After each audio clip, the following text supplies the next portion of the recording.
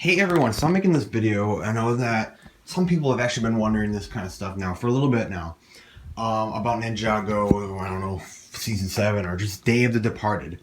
Why some of the other villains that we know, some of the big well-known villains that we see aren't coming back along with some of the others.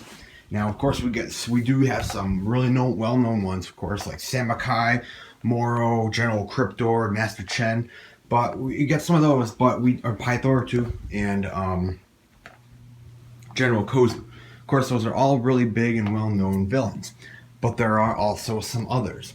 Now, the ones that make sense that aren't there are like the Serpentine and stuff, mainly because they kind of change. I don't know. The only Serpentine we have really is like the Anachondri and Master Chen and stuff, but there are some villains from Ninjago that were quite big and some of the most well-known villains and some of very, very strong villains as well.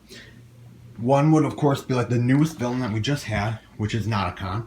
And of course, you may say, well, everything was reversed, so why wouldn't how could he come back anyways?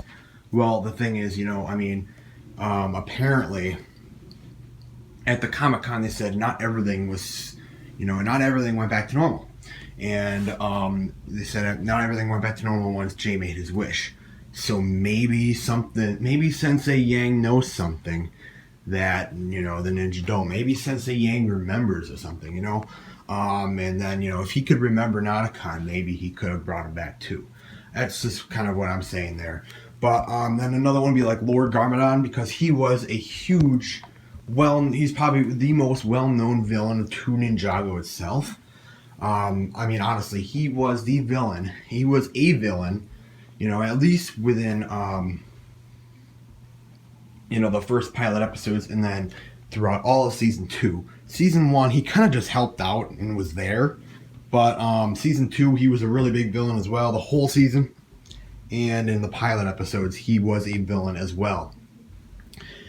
So Lord Garmadon, of course, but again, he did become good and stuff. So, that may be a thing as well. But of course, if this is a ghost thing where they're kind of bringing back past versions of the villains or something like that, or they're the time when they were villains, or I don't know, it's very weird. But if they're doing that, I guess that anything could be possible.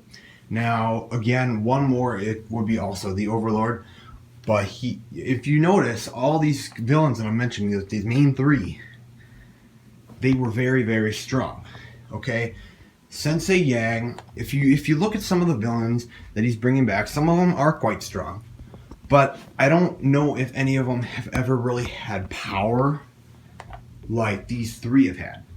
Lord Garmadon, he's had certain power. His Spinjitzu. He dark powers and all that stuff. I'm sure he had that, of course, because he was one of the sons of the first Spinjitzu master.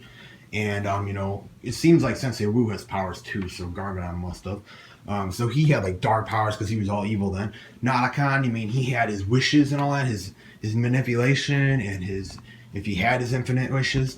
Narukon was insanely strong. You can barely hit him or anything like that. You can barely defeat him. It's, like, insane. And the Overlord, of course, had the golden power.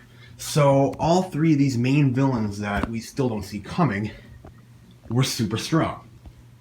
Now, this is more of a video to answer on why I think they might not be coming back, or why they're not really coming back in the Day of the Departed, is because they are strong. Sensei Yang may see them as a threat if he did bring them back, and if he sees them as a threat, he could possibly be overthrown, which kind of a video I made earlier. Could Sensei Yang be overthrown? These 3, they each had a ability probably to overthrow Sensei Yang in power. So if you guys are just wondering on why these 3, because I know people have these 3, some people have one of these 3 in their favorites and villains, and I know some people are quite upset. I see a lot of Lord Garmadon people, that are kind of upset that he's not coming back.